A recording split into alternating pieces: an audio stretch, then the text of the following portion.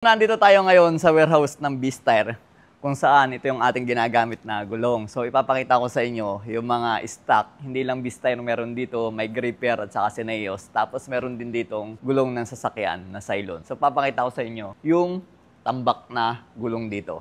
Tara! So ito yung mga gulong na pang maliliit. Anong size ba nito?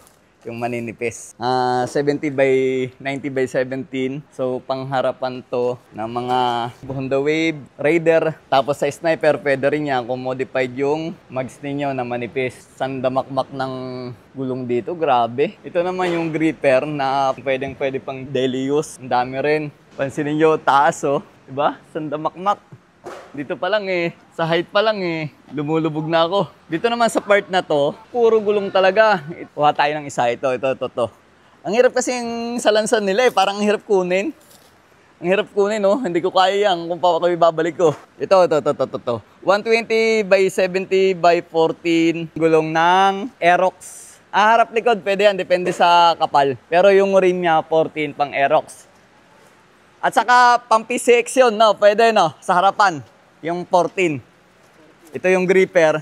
May ibang design ng yung balot ng gripper. Ito, pagkakaiba ng gripper sa Beastire o kaya Syneos, halos pares lang. Pero I think mas mura yata yung gripper. Pangmasa to, pangmasa.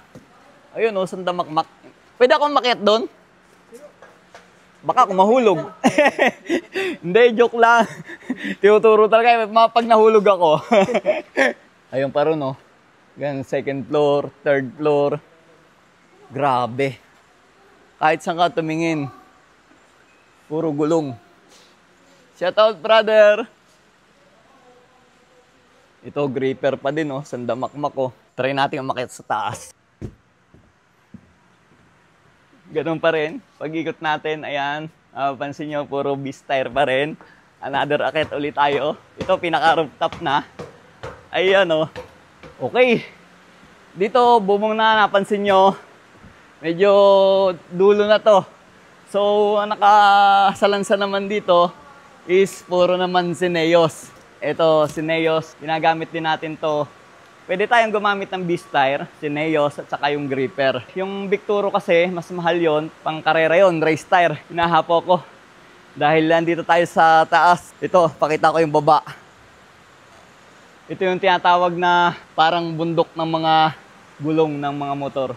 Ayan, mamili na lang kayo kung anong size meron kayo. Sana magamit nyo itong Beastire, Syneos, at saka gripper. Alright?